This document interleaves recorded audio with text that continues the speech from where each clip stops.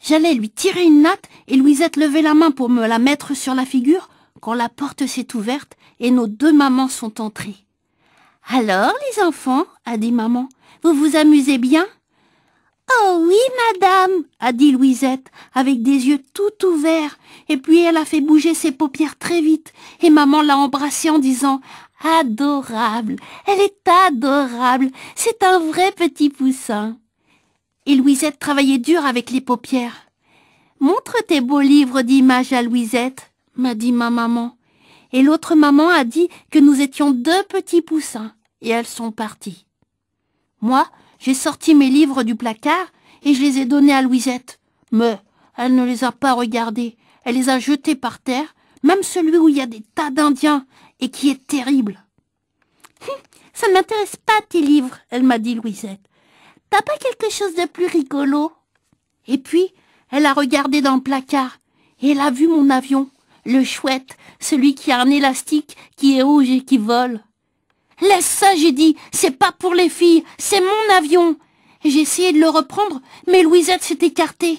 « Je suis l'invitée, » elle a dit. « J'ai le droit de jouer avec tous tes jouets, et si tu n'es pas d'accord, j'appelle ma maman et on verra qui a raison. » Moi, je ne savais pas quoi faire. Je ne voulais pas qu'elle le casse, mon avion, mais je n'avais pas envie qu'elle appelle sa maman parce que ça ferait des histoires. Pendant que j'étais là à penser, Louisette a fait tourner l'hélice pour remonter l'élastique, et puis elle a lâché l'avion. Elle l'a lâché par la fenêtre de ma chambre qui était ouverte, et l'avion est parti. « Regarde ce que tu as fait !» j'ai crié. « Mon avion est perdu !» Et je me suis mis à pleurer. « Il n'est pas perdu ton avion, bêta !» m'a dit Louisette. « Regarde, il est tombé dans le jardin, on n'a qu'à aller le chercher. » Nous sommes descendus dans le salon, et je demandais à maman si on pouvait sortir jouer dans le jardin. Et maman a dit qu'il faisait trop froid. Mais Louisette a fait le coup des paupières, et elle a dit qu'elle voulait voir les jolies fleurs. Alors ma maman a dit qu'elle était un adorable poussin. Elle a dit de bien nous couvrir pour sortir. Il faudra que j'apprenne pour les paupières. Ça a l'air de marcher drôlement, ce truc. Dans le jardin, j'ai ramassé l'avion qui n'avait rien, heureusement. Et Louisette m'a dit « Qu'est-ce qu'on fait ?»« Je sais pas, moi, je lui ai dit. Tu voulais voir les fleurs, regarde-les.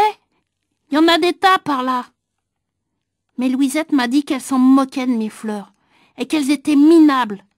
J'avais bien envie de lui taper sur le nez à Louisette, mais je n'ai pas osé parce que la fenêtre du salon donne sur le jardin et dans le salon, il y avait les mamans. Je n'ai pas de jouet ici sauf le ballon de football dans le garage. Louisette m'a dit que ça, c'était une bonne idée. On est allé chercher le ballon et moi j'étais très embêtée. J'avais peur que les copains me voient jouer avec une fille. « Tu te mets entre les arbres, m'a dit Louisette, et tu essaies d'arrêter le ballon. » Là, elle m'a fait rire, Louisette, et puis elle a pris de l'élan et boum! Un shoot terrible! La balle, je n'ai pas pu l'arrêter. Elle a cassé la vitre de la fenêtre du garage. Les mamans sont sorties de la maison en courant. Ma maman a vu la fenêtre du garage et elle a compris tout de suite. « Nicolas, elle m'a dit, au lieu de jouer à des jeux brutaux, tu ferais mieux de t'occuper de tes invités, surtout quand ils sont aussi gentils que Louisette. » Moi, j'ai regardé Louisette.